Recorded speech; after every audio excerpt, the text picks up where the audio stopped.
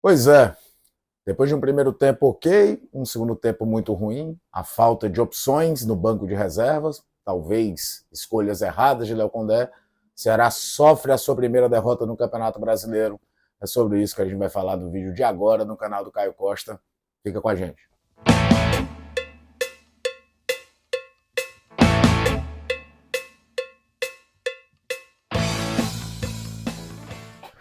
Antes da gente seguir com o papo, queria agradecer a todo mundo que está inscrito aqui no canal. A gente bateu a marca de 14.700 inscritos essa semana, caminhando aos 15 mil. Peço também que você deixe o like, porque é muito importante aqui para o crescimento do canal. Pedido de amigo, não custa nada, clica o like. E se não tiver inscrito, se inscreve, ativa o sininho, as notificações, vamos falar sobre futebol. E nesse sábado, a primeira derrota do Ceará no Campeonato Brasileiro, 2-1 diante do Juventude lá em Caxias. Um jogo em que pode ter escancarado as dificuldades de reposição dentro do elenco do Ceará, que pela primeira vez ficou atrás de um marcador dentro desse campeonato nacional. Falo isso desde a montagem do time titular, né? O que o Léo Condé precisou fazer para colocar 11 jogadores de forma competitiva em campo e depois, principalmente, as mudanças após o 2-1 para o Juventude. De início, é até surpreendente para mim a formatação de meio de campo, trazendo o Matheus Araújo como titular, sem ter o Lucas Mugni, mas principalmente a composição entre Dieguinho e Lourenço, optando por um meio-campo mais leve do que se habitual. Do lado esquerdo, muitos imaginavam que seria Rafael Ramos o escolhido para substituir Matheus Bahia e Nicolas, já que o Léo Condé se viu sem nenhum lateral esquerdo para o jogo de hoje. A opção foi pelo William Machado, trazendo o Éder para jogar de zagueiro.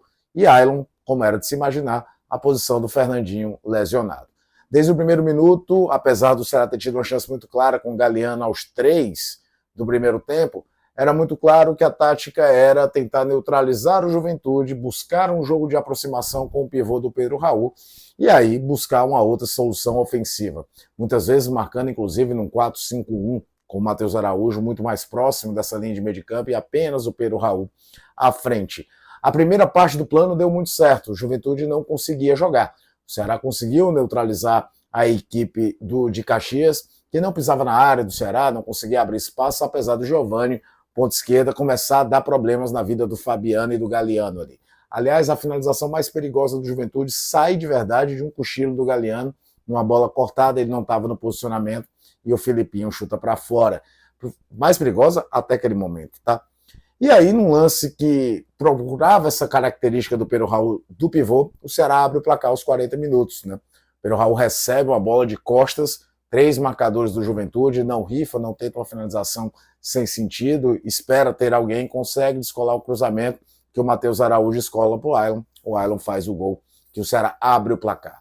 Era tudo que o Ceará precisava, tudo que o Ceará queria. Ir para o intervalo vencendo o jogo, com um placar de 1-0. Notificação do jogo seria completamente diferente para a etapa seguinte. Só que parece que o time apaga ali. Num primeiro tempo que nessa ideia de neutralizar o Juventude tudo funcionava, primeiro tem uma falta boba em cima do Giovani, jogador do Juventude. Essa falta sai uma bola que sobra para o Batalha cruzar na área.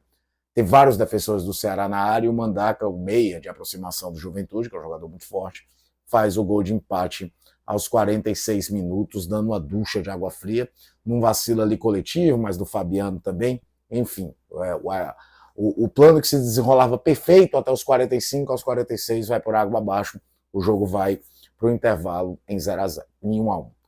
Na volta do intervalo, nenhum dos dois treinadores mexe, o jogo continua com o mesmo desenho, mas com o Ceará tendo mais dificuldade ainda para chegar.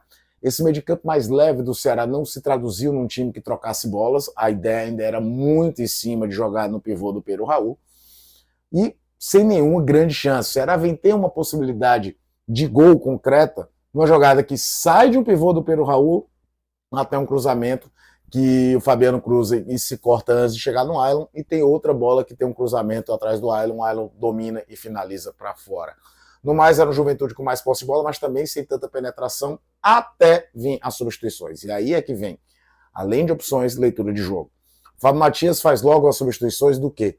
Matheus Babi, sai o Tagliari, passa a ter um centroavante de fato dentro da área para tentar aproveitar ali qualquer desatenção do miolo de defesa do Ceará. Coloca o Enio para ter dois jogadores abertos, ir para o drible, ir para cima dos laterais, tanto do esquerdo quanto direito do Ceará, e o Jean Carlos para melhorar a circulação. E saiu melhor do que a encomenda. Logo de cara, depois de um erro de vacilo de saída de bola do Ceará, quase gol. Depois sai o gol numa jogada vertical raríssima do Juventude ter funcionado.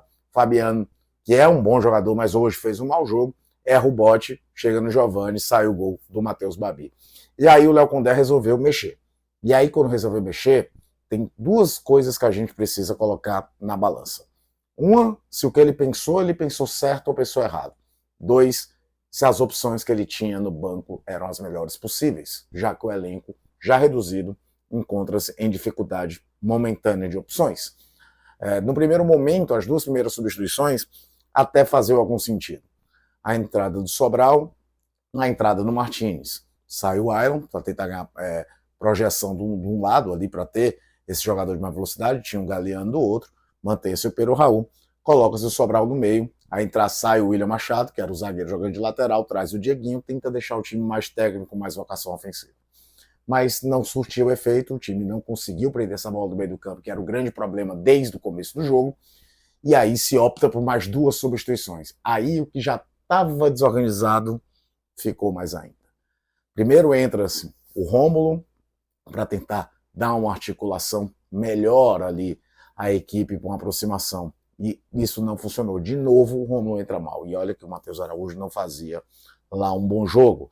E pela terceira opção, já tinha se entrado o Lelê, foi entrar o João Vitor, o time ficou com João Vitor e Martínez, dois pontas, dois centroavantes, Lelê e Pedro Raul, só Sobral e Rômulo no meio, e aí acabou o jogo.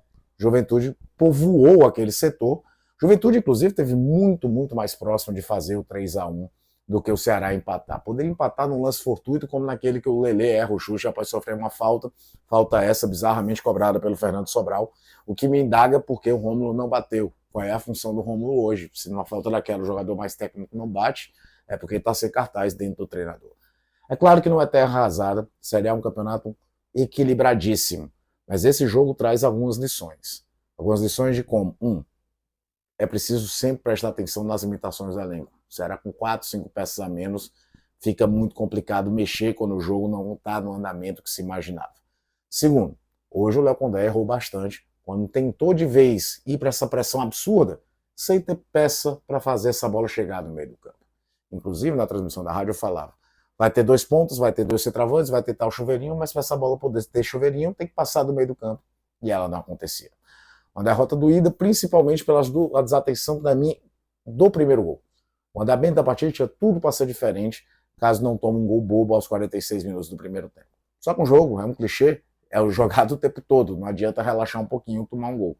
E as nuances variam, e quando variam, você precisa encontrar alternativas para se adaptar ao que o jogo estava acontecendo. Hoje o Ceará não encontrou. Por falta de opção, uma parte, mas por outra também. Por uma leitura equivocada, de achar que enfiar atacante no time vai dar grau de ofensividade para o Ceará, que agora se prepara para enfrentar o Vasco da Gama na próxima terça-feira. De novo, agradecer a cada um de vocês que estão inscritos aqui no canal. Se você não estiver inscrito, por favor, se inscreva, vamos falar sobre futebol. Deixa o like, aperta o hype aí também, por favor. E é isso, estamos falando sobre futebol o tempo todo por aqui.